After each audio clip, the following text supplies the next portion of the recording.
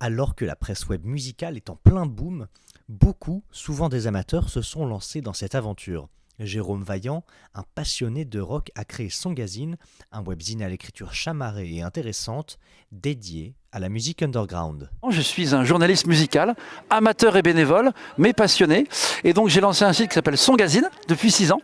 Nous faisons au moins un article par jour en actu. Et dans une année, on arrive jusqu'à 400 articles. Et j'ai une équipe de 12 chroniqueurs bénévoles. On écrit de façon un peu littéraire. C'est qu'on peut avoir un article qui peut être un conte, une fiction, un poème, un dialogue, une interview.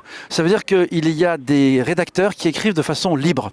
Et le plus souvent, c'est des textes soignés. Donc ça veut dire qu'un texte soigné apportera de la qualité. En plus, notre site est soigné esthétiquement.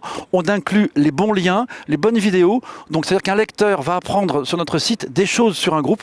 Ça sera positif et je crois que la qualité sera au rendez-vous. Les musiques que nous défendons sont plutôt moyennement connues, car en fait, quand on est un petit webzine, à quoi ça sert de faire le énième papier sur AC/DC? Mais c'est effectivement pop, rock, metal, indie, punk ou même reggae. D'ailleurs, la ligne éditoriale de mon webzine est très positive. Nous ne parlons de ce que nous aimons. Non seulement mon site est bénévole, mais il n'est pas monétisé en aucun cas. Il n'y a pas de pub. Ça veut dire qu'au niveau éditorial, j'ai une liberté absolue.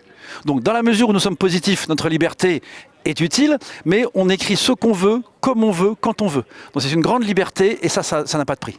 Et ce qui est assez étonnant, c'est qu'au bout d'un an, vous êtes considéré comme un média comme les autres et on vous invite au festival, au concert et vous recevez chaque jour une pluie de sollicitations.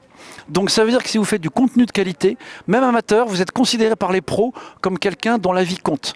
Et un site qui publie un article sur un artiste, même amateur ou bénévole, c'est bien considéré.